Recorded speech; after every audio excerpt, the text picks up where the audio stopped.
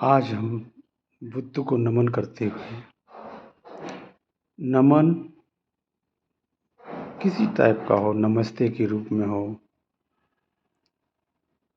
समानता कब आती है? नमन जो हम करते हैं, नमन हम मस्जिद में करते हैं, गुरुद्वारे में करते हैं, मंदिर में करते हैं, गिरजाघर में करते हैं। हर जगह से हमें उसका रिवर्स कुछ न कुछ मिलता है, हम समझते नहीं। आज मैं नमन और नमस्ते, सत श्री अकाल, नमो बुद्धाय, साधुवाद, सलाम ऐसे शब्दों पर विचार करना चाहूँगा। नमन नमन सर्वप्रथम मैं आपको ही करता हूँ। जगी जगावे धम्म भारती, झंकत बीड़ा तार करो। तथागत गौतम बुद्ध और संविधान निर्माता के निज चरणों में सभी नमन मेरा स्वीकार करो। ये एक शब्द इतना बढ़िया शब्द है। जैसे हम घर से निकले, हमने किसी को भी नमन किया तो सामने वाले से हमें अलग सी तरंग मिलती है, जिसका हमें अनुभव उस समय नहीं होता। हम मंदिर में जाते हैं, न मंदिर खराब है, न मस्जिद खराब है, न गुरुद्वारा खराब है, कुछ भी नहीं खराब है, सिर्फ हमारी सोच खराब है। हम जैसा सोचते हैं वैसा बन जाते हैं। हमें अच्छा सोचना चाहिए। अच्छा सोचेंगे तो निश्चित है कि हमारी सोच अच्छी बनेगी।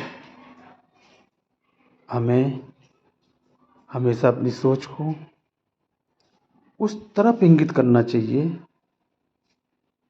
जिस तरफ कभी लोग सोच नहीं पाते हैं। जैसे कि हम घर से बाहर निकले तो हमें महसूस होता है कि हम किसी को क्या दे रहे हैं, किसी से हम क्या ले रहे हैं।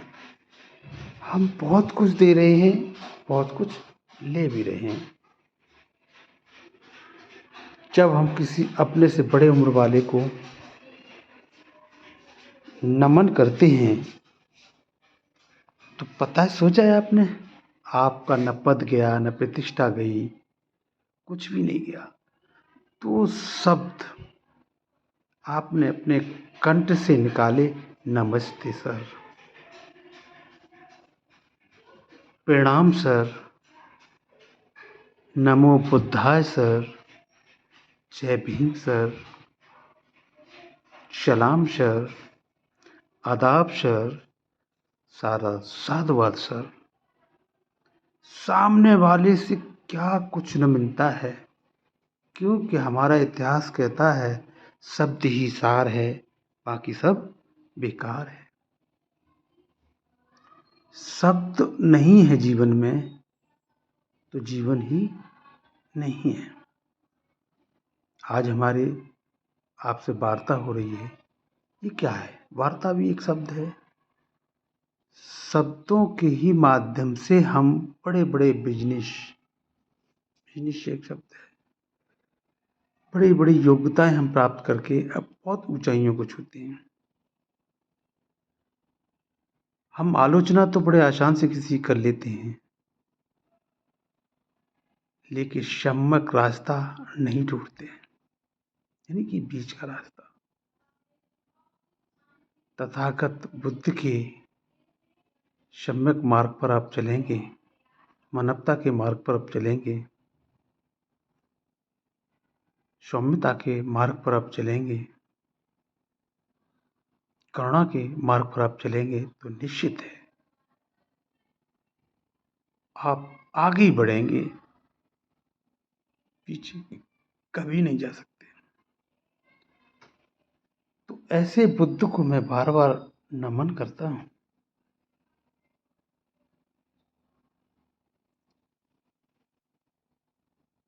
जब हमारा कुछ जाता नहीं है, यदि हम दुश्मन को भी यदि नमन कर लेते हैं श्रद्धा भाव से, तो उसके विचार हमारे लिए बड़े प्रबल हो जाते हैं।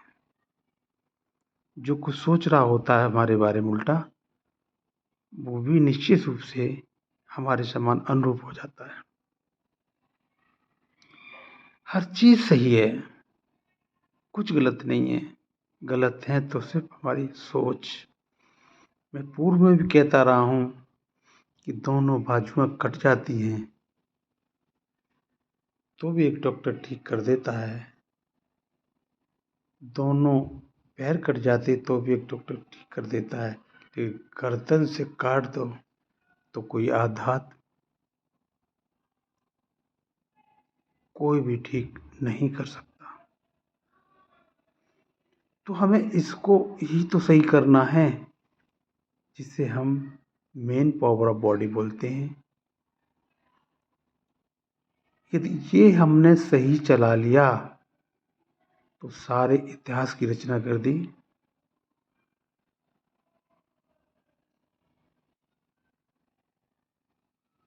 सत्य यही है। सत्य कहीं से चल के नहीं आता है। सत्य एक विचारधारा है। हम किसी से कोई बात कहते हैं, हम उस पर जबरदस्ती नहीं थोप सकते। हम अपने विचारों को उसके समक्ष रख सकते हैं। मानना ना मानना उसकी मर्जी, वो जैसा सोचता है वैसे उसके विचार होंगे। लेकिन इतना मैं जानता हूँ कि अपने विचार जबरदस्ती किसी पे थोपने नहीं चाहिए। और हमेशा जीवन में मतभेद हो सकते हैं लेकिन मनभेद कभी नहीं करना चाहिए। यदि आप मानव हैं, ये मानते हैं कि मानव जाति है और मानवता धर्म है, यही सत्य है। प्रकृति को भगवान क्यों कहा गया है? ऑक्सीजन कहाँ से मिलती है हमें? प्रकृति से। खाना कहाँ से मिलता है हमें? प्रकृति से। दवाइयाँ हमें कहाँ से मिलती हैं? प्रकृति से। पानी हमें कहाँ से मिलता है? प्रकृति से। तो भगवान कौन हुआ? प्रकृति। मैं किसी धर्म की बुराई नहीं कर रहा हूँ, किसी जाति की बुराई नहीं कर रहा हूँ, किसी आध्यात्म की बुराई नहीं कर रहा हूँ। मैं एक साइंटिफिक बात कर रहा हूँ जो मैंने जीवन में इस धरातल पर सिद्ध की है। हर जीव में एक आंशिक पूर्ण चलायमान जान होती है। पृथ्वी पर जो हमारा अधिकार है तो उन जीवों का भी अधिकार है। तो हमें उन्हें भी नमन करना चाहिए। ये नहीं है कि एक झाड़ू को आप नमन कर रहे हैं, ये नहीं है कि पत्थर को आप नमन कर रहे हैं, ये नहीं है कि एक पौधे को नमन कर रहे हैं। नमन उसको करो जो चलायमान है, जो आपको सुन सकता है, आप उसको सुन सकते हैं। नमन हमें उनको भी करना चाहिए जो नहीं सुन सकते, नहीं देख सकते। चाहे वो विकलांगता के प्रारूप हों, चाहे पेड़ पौधे के प्रारूप हों। पीपल को हम नमन क्यों करते हैं? क्योंकि वो हमें ऑक्सीजन देता है, जिंदा रखता है। और उस पर जो एक भय लोगों के दिमाग में बैठा है, क्यों बैठाया गया कि लोग इस पेड़ पौधे को न काटें। तो भगवान अंदर का जो भगवान है वह माने भूमि, ग माने गगन, व माने वायु, अ माने अग्नि, न माने नीर इज इक्वल टू प्रकृति।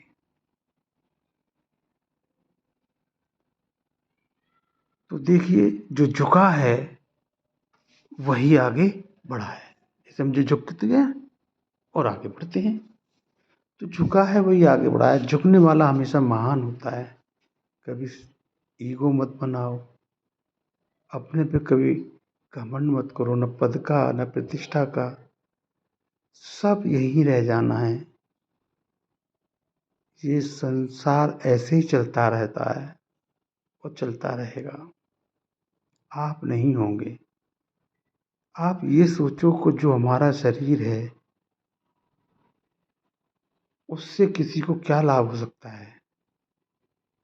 आँखें हैं, दान की जा सकती हैं, लंग्स दान किया जा सकता है, किडनी दान की जा सकती है, जिससे कि वो व्यक्ति सामने वाला आगे की आयु इस खूबसूरत दुनिया को आसानी से देख सकता है, आपके एक अंग को दान करने से। बातें तो बड़े लोग अच्छी-अच्छी कर लेते हैं, भाषण बड़े अच्छे-अच्छे दे लेते हैं। क्या अभी कभी आपने सोचा है कि वो उन भाषणों को, उन शब्दों को अपने ऊपर भी प्रभावित किया है कि नहीं किया है? अपने अंदर भी ढाला है कि नहीं ढाला है? ऐसे व्यक्तियों से बचो, मीठे लोगों से बचो। कड़वा जो व्यक्ति होता है ना, वो आपका सच्चा मित्र होता है, क्योंकि कड़वी दवाई होती जो कैंसर जैसे रोग को ठीक करती है। जो मीठा होता है ना, वो डायबिटीज पैदा कर देता है। लेकिन नमन हमें उसको भी करना है, उसको भी करना है। शीश झुकाकर जिसने नमन किया है, उसने इस पृथ्वी से लेके आकाश तक हर चीज पे कब्जा किया है।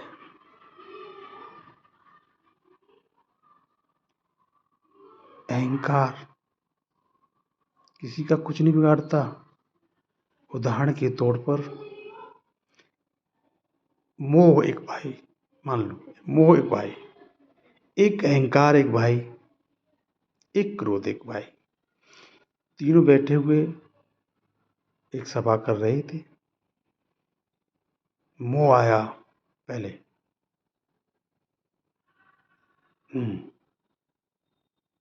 मोह बच्चों का, पद का, प्रतिष्ठा का, जमीन का, जायदाद का। फिर दूसरा भाई बोला मैं भी चलता हूँ। अहंकार, उसका नाम था अहंकार। ओ, मैं ये हूँ, मेरी जमीन जायदाद, मेरा ये, मेरा वो, मेरा वो। फिर तीसरे को मालूम पड़ा क्रोध, उसका नाम था क्रोध। वो आया, मैं ये कर दूंगा, मैं वो कर दूंगा, मैं ये कर दूंगा, मैं ये कर दूंगा, प्रकृति मेरे वश में है। जब ये तीनों इकट्ठे हो गए तो फिर होनी बहन, वो कहाँ रह जाती? वो भी आई और चलते चलते किसी से लड़ मरी। जब ये तीनों लड़ने लगे, यानी होनी साथ में थी तो होनी होनी थी। तो इस छोटी सी सूत्र से आपको क्या मिला? न हमें मोह करना चाहिए, न मतलब अहंकार करना चाहिए, न क्रोध करना चाहिए। जब तीन भाई इकट्ठे होंगे तो फिर होनी भी साथ चले, बहन भी साथ चले, भैया मुझे भी ले चलो, अकेले कहाँ रह जाओ। हमें ये पुल नहीं करना है, ये सब त्याग देने हैं। इसमें कुछ नहीं रखा है। सभी को नमन करो, चाहे वो बहन हो, चाहे माता हो, कोई भी हो। इंसान मर जाता है, कभी रिश्ते नहीं मरते। इसी के साथ आज का विषय बस इतना ही। इन शब्दों में कोई त्रुटि हुई हो तो सभी से मेरा अनुग्रह है। मैं अपना शीश झुकाकर सभी को नमन करते हुए क्षमा पात्र हूँ। बस इसी के साथ बुद्ध की शरण में जाता हूँ और अपने शब्दों को मैं विराम देता हूँ।